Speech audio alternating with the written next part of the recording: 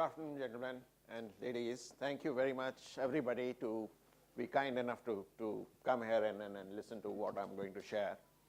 The slides which I'm using here are merely speaking points, right? 10, 15 years in a profession of a consultant, I cannot do away with slides. You know, this has become part of your persona, so I have them there. But I would love to have it more in form of a conversation, right? Despite the fact that I'm part of a consulting firm and consulting is my profession, I love to keep things simple, and I think that message is also going through over there, okay?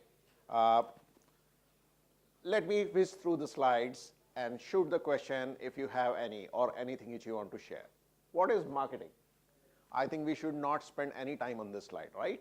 We live through marketing day in and day out. This is the simplest form of presentation of what we do in a marketing value chain, right? And even this much is too much, you know.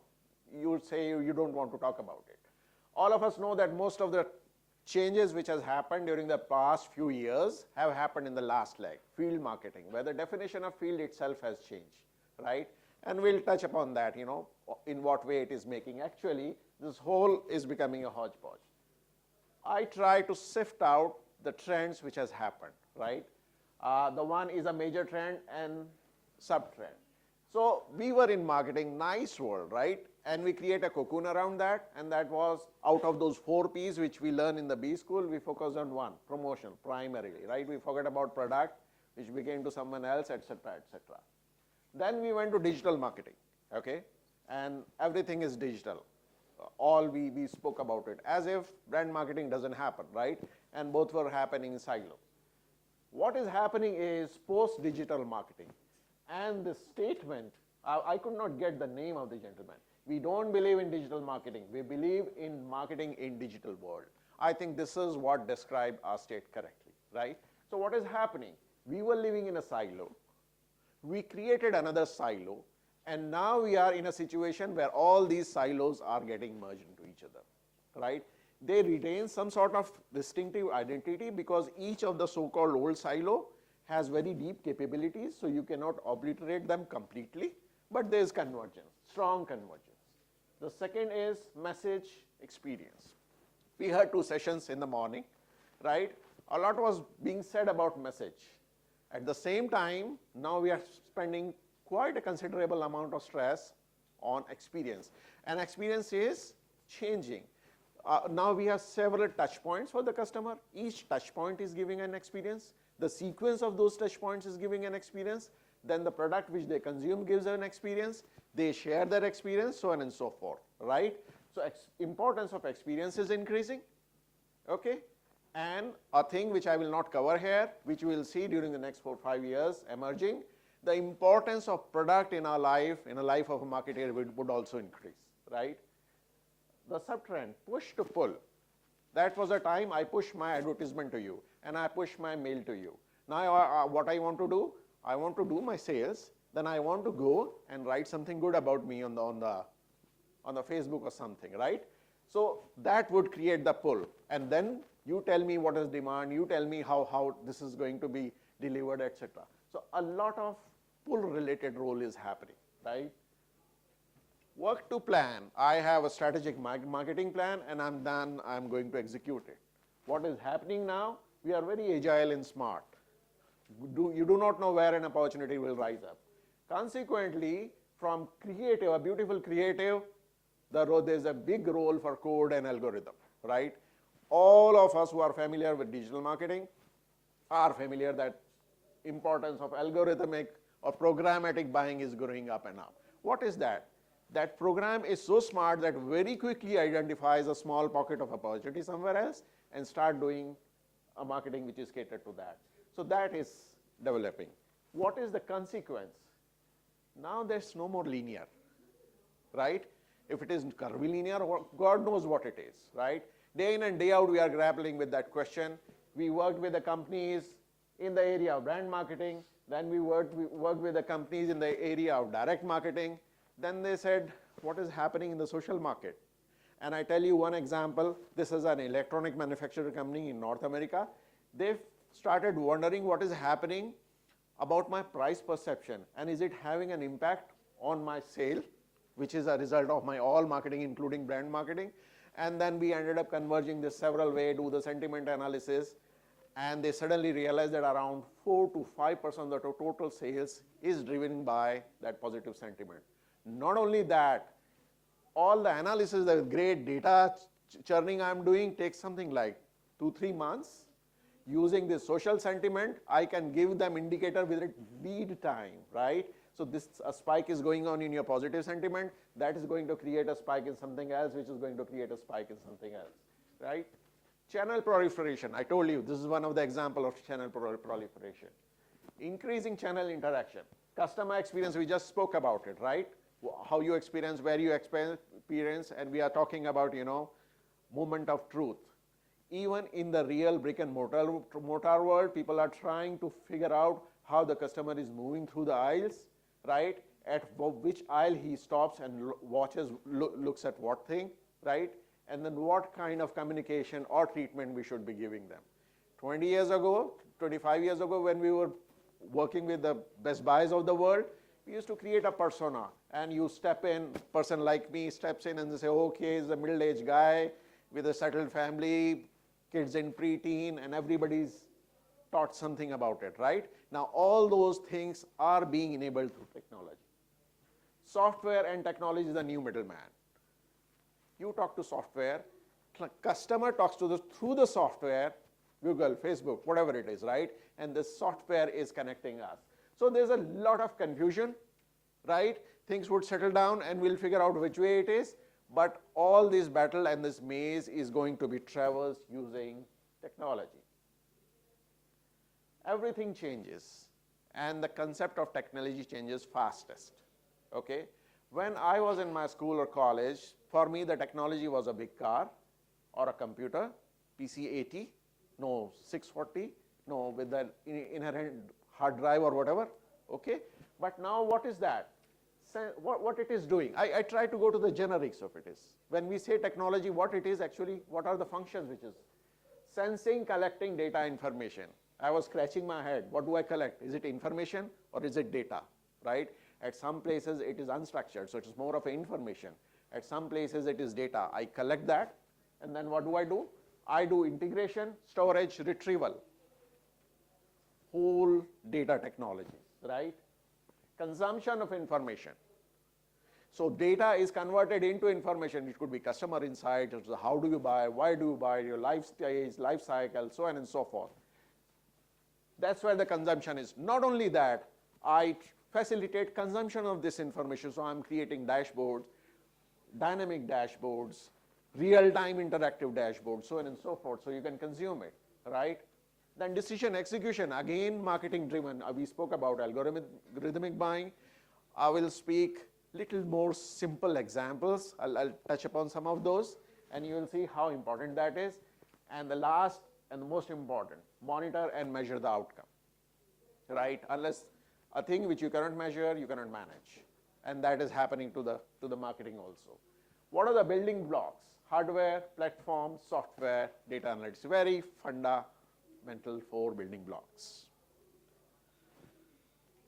Let's classify to simplify, because there's a proliferation everywhere. So the way I look at it, there's a foundational layer, and it's always there, it remains, right? Its complexion changes. Data, and now we suddenly have big data. Then we have cloud, and we have internet infrastructure, so on and so forth. Then we have platforms, right? Platform for CRM, marketing automation, content management, web-related management, so on and so forth. Then you classify those some sort of things which help you in marketing operations, which is how to analyze data, see customer insights, so on and so forth. And some of the steps which you actually help you in execution, right? So experience of that. Let's see. Look at this. This I have taken from this website, chiefmartech.com. Okay. Look at the exponential growth. As per them, there were 100 different vendors and technologies in 2011, which became 350. Then 950 in 2014 January. 2015 January, it is estimate is 1900. And the number changes Depends whom you're talking about. If you figure out, few other surveys are showing something like 3,000. Look at the proliferation at everywhere. This is, the schema is similar to what I showed you on the previous slide, except this middleware. And I didn't include middleware because there's a lot of convergences happening in these two at present.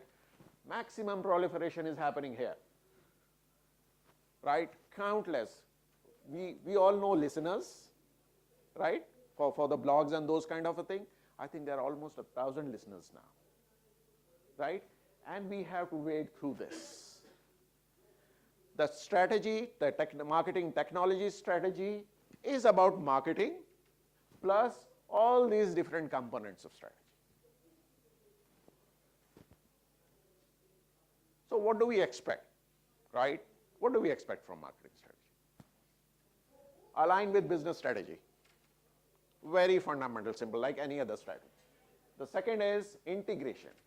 Look at this. This is a survey which has been done by eMarketer and Teradata. The first important thing everybody is talking about, how do you evaluate your technology, is full integration with other technology. And the two examples which I will be talking about is primarily focusing about how you are bringing that integration together and delivering superlative results.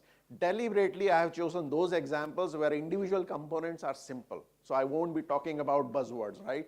I won't be talking about cloud data, I won't be talking about Internet of Things, etc. It's a very, very simple thing, and some of the things are half a century old, right? But integration. Then automation, embedded data and analytics-based decision, right? When your scale is increasing, you have to figure out very quickly what belongs where, and that's where that analytics decision should be based. Not only that, the execution should be automated because things are fast. Why? Because your reaction time is reducing. Then, to the extent possible, reduce the number of systems. The lower the number of systems, the lower is the, the demand for integration and risk management, so on and so forth. Maintain flexibility and scalability. Support whole spectrum, which is branding to customer journey and experience. Still, that integration has not come about in a full way. You will figure out in the schedule that there is one session on omnichannel, which is still talking about how do you connect your branding and brand-related marketing and your direct marketing kind of thing. If you see the same survey, improve customer service, customer experience is considered as one of the most important objectives of any technology strategy. So what are the learnings? One is collaboration. You cannot have 2,000 different technologies. Even within your organization, you cannot have so many different functions, right? And even if they are, you in marketing cannot control all of this. So that's where the collaboration is. Interdependence of stakeholders. Within the organization, then there would be vendors, so on and so forth. The second is governance. You have to have a very clear rule who will do what, right? And this becomes very important because many times marketing keep on fighting battles with IT. And marketing guys do not like IT guys. And IT guys do not like marketing guys, okay? Both of them thinks that they are super in their own world, and yes, they are in a way, right? But, there's a difference in language, the difference in persona, so on and so forth. So this becomes important. Third is priority. What do you want to do? There are a number of things which have to be done. There is something which you have to choose and identify that. Fourth is feasible, bite what you can chew. I remember something like 4 years ago, I got a big delegation from somewhere North America and Europe together. This is one of the two biggest CPG companies in India, so no guessing, no prize for guessing. And they said, Mr. Sharma, we need 360-degree of view of customer, and we want to implement it by the end of next quarter. I was very polite, but deep inside I was laughing, right? All you know about your customer is your CNF agent, right? Some very well integrated ones, like one of them in India, have a better view because they have the name of the retail store which is selling their stuff along with the address, plus few sporadic service. That's all you know. And you want everything under the 360 degrees view of customer, that too by end of the second quarter. And believe me, they are still talking about it, right? So if you do not have 360 degree, a good 180 degree view of the customer with an intent to grow it further is good enough, okay? Continuous iteration. start and start moving. And that's why you need flexibility and openness. Okay? And when you move, you may have to take support from a vendor, you may have to take support from a different organization, so on and so forth. The biggest impact is falling on the organization structure, talent strategy, and risk management. Risk management is alien to marketing, right? Because in marketing, everything was happening within them. And I have seen situations where everything is happening within the marketing department, still there is a risk. So you had a campaign tomorrow and you created a microsite, okay? The campaign went off, the microsite is still hanging over there. And you forgot about it because you have moved to another campaign. At the end of the year, you do not know how many microsites are there. Whether they are screwing up your reputation management or anything, you just don't know. And we love this situation as vendors, right? So we are doing some of the project, we say, we will figure out how many sites you have which are no more functional and we decommission them. And we get money for that, right? But this risk management is creeping into it, right? Organization, this hand-drawn. Now, if you search, Google or whatever, you will see different kind of organizations. Some of them are very, very complex. The structures which, Gartners and these guys are talking about are very, very complex. Now, one cap will not fit all, okay? So this is still evolving, depends. Some very large organizations do have a chief analytics officer, et cetera, et cetera. Smaller organizations are doing, with a lot more of sharing.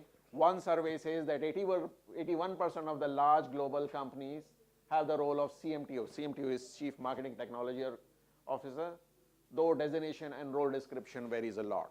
So Visa, which is a credit card issuer provider, I know they have a Chief Analytics Officer who's doing this kind of a role. In the two examples which I'm picking, you will see the vendor has done that kind of a role. Okay, so this is a place which will keep on evolving. The most important function would be an interface between CIO and CMO and evangelize technology within marketing and marketing within technology. Then the skill. Look at the comment. The marketing future begins to just two groups, technicians and magicians. I think this is more true now than ever, okay? What we need, a very beautiful balance between technical expertise and marketing expertise. I tell you, we are doing marketing related consulting and I'm associated with that in my company for the last 10 years, okay? Last year, we ended up creating a goal-based optimization. It sounds very techy, okay? But if you see in marketing, you don't have just one goal, you have several goals, right? And when we created an optimization engine, it was focused on one goal. Choose your goal and I'll optimize that. My technology team told me that again and again people come back to you and ask us optimization on different objectives. Why don't you bring those objectives within this? And I have an idea. And then they created a tool which is goal-based optimization. You choose your goals, you choose your priorities, and that will tell you. That's coming from technology. And that's where, you start losing that tight demarcation. And that's where I say the balance in terms of skills is required. Your marketing guys need to understand what technology is, etc. Risk I spoke about little bit. Let me very quickly go through the two examples which I want. Now, is there anybody who has integrated all these functions? Nobody. But I'll give you two examples where we have done little bit of integration. So first example, the focus is on integration on the digital side. The bottom is almost left untouched. This was the framework when we spoke about. At the top of it, we say, let's figure out the business model. Let's see, what do you want to do, where you want to go, what's the journey. Second step, let's quantify whether it makes sense or not. Okay, how much money it's going to bring you at the end of the day. Third is, now comes the different technologies, right? The first is, I will deploy a tool which will evaluate technically how robust your website is. We'll deploy a tool how good your website is when a customer or visitor comes to the website, and that will go into your user experience design. I'll optimize your offer creative content. And this will do together, right, intertwined. and then over a period of time we'll reach a destination where a very dynamic, automated stack, beautiful words. Then suddenly, after a few years, we realize, and they realize, it's a journey, it's not a destination. So it's still going on. Let's see what has happened. What did we deploy? So this is a snapshot of the first tool we said.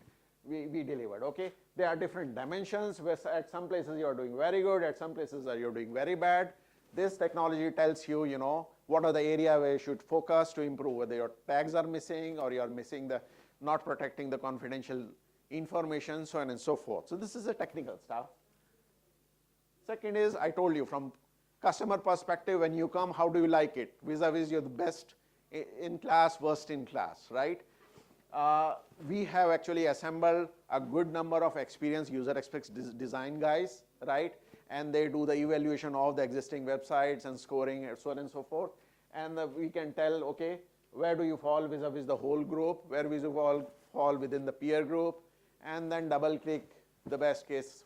Again, this is an information which goes into user experience. I have not included any UX slide because we know what it is. Third is digital optimization. Again, it's not earth-shattering, right? A/B testing is age-old because it's part of UX design. But what we are doing here is we are connecting that with your customer segmentation. It sucks in who your customer is, try to tag it to a different customer segments, see how the person is behaving, and then suggest what could be the optimization. So what we are integrating here is suck the data, right, without being intrusive, do the necessary analytics, and give the suggestion in terms of creative offer content. Okay, don't go by the creatives, which you can identify this is a different client. For this client, this tool evaluated something like 6,000 different combinations, right, and delivered a huge uplift. What was the result? Look at this. Abandon rate decreased from 79 to 26%. These are 3 CPG clients in North America.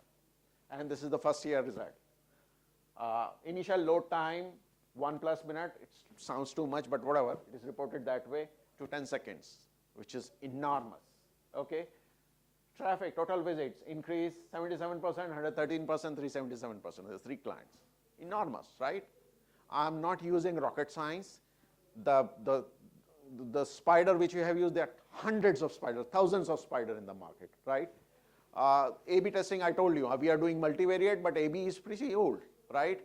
User experience is pretty old. What we are doing is integrating the stuff together and aligning that with the strategy. Now let me quickly go to the next. This is a case, this is a drug retailer in US, okay?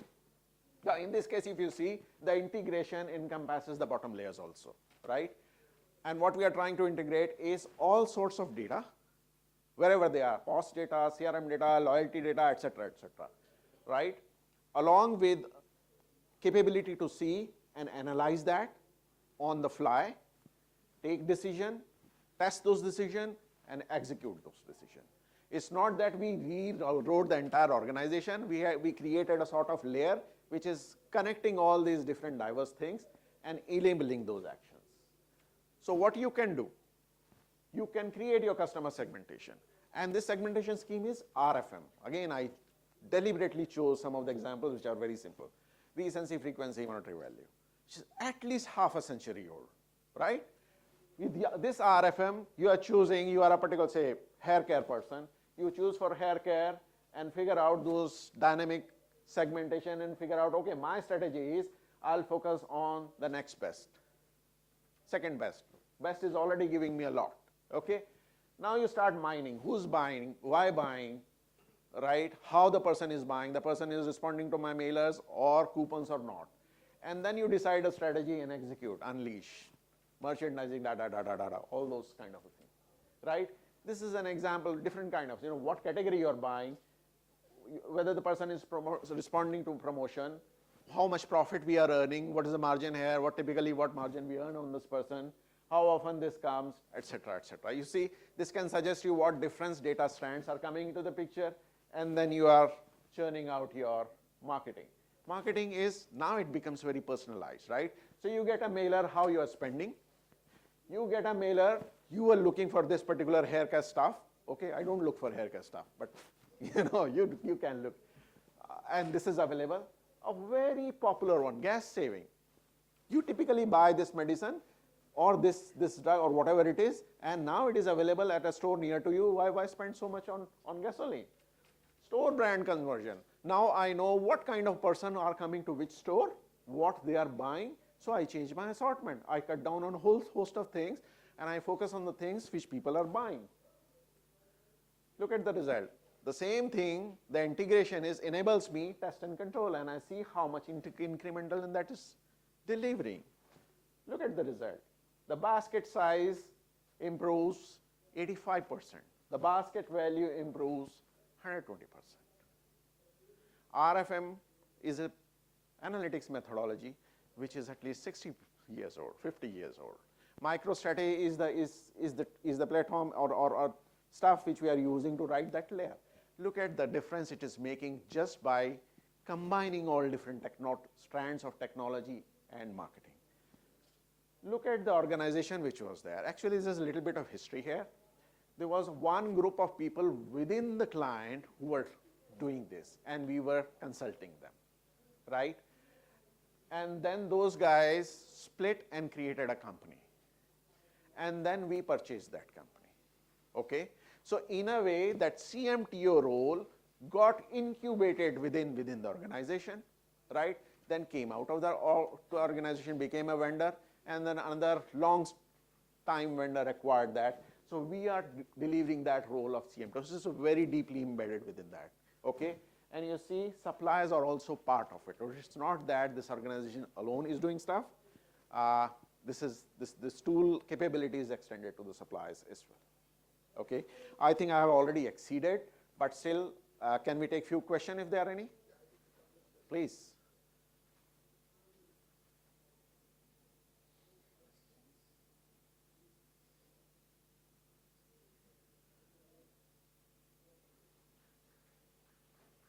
So I take this as a compliment. Yeah. How much does this cost for example, for a big size? That's difficult. So you're talking about the second one? Like the integration solutions. So it depends what are the different pieces you are going to integrate, right? For example, when I'm doing that brand related stuff and I integrated your purchase funnel into it, within North America, we can do it within $1 million. Right? This kind of work which needs a lot of scripting, coding, designing, architecture kind of stuff, this takes a little more. Right? The digital story is a lot lesser.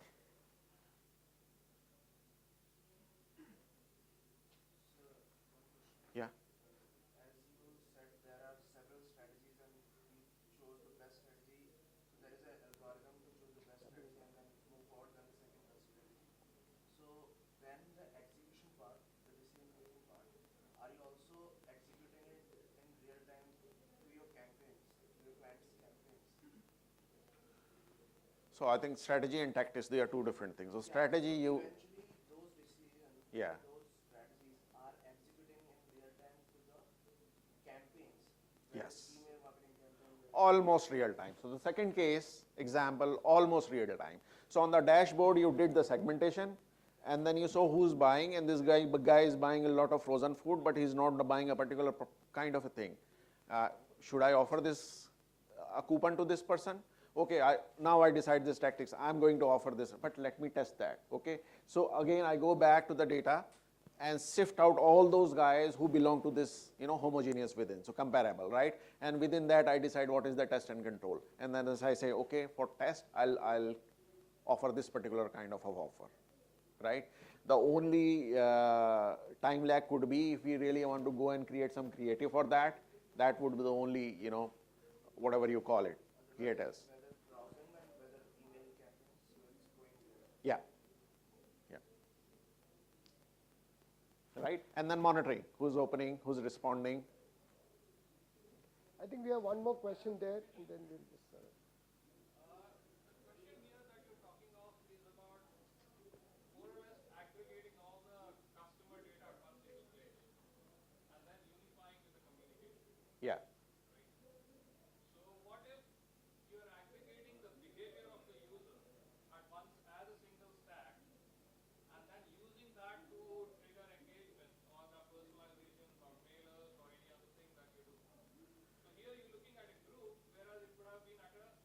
individual level behavior stack. So do you think that going forward that kind of engagement would do something what the other gentleman was saying in terms of engaging user in real time? Very much possible.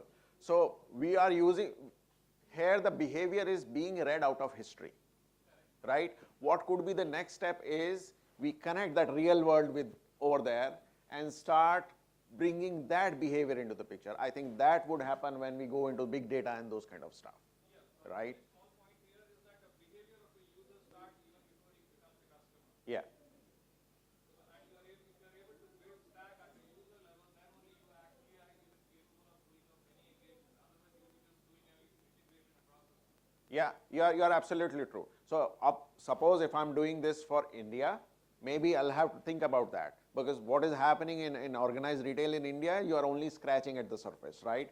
So large part of the gold mine is that which is not yet tapped, right? So in those kind of situation, we'll have to focus on those issues. You're right. Okay. Sorry, a bit mindful of the time, but are you going to be around? Or- Yeah, I'm around, yeah. So he's around, so maybe you can sort of interact on that. So Sanjay, thanks. I think what it really does is gives us a very good platform, because you've covered the entire spectrum, whether it's software being at the heart of marketing, empowering a lot of what happens in marketing, to the whole science and what really happens below the surface with data. And I think that's an interesting discussion to what's happening in organizations. So I think it gives us a lot of talking points as we go through the day.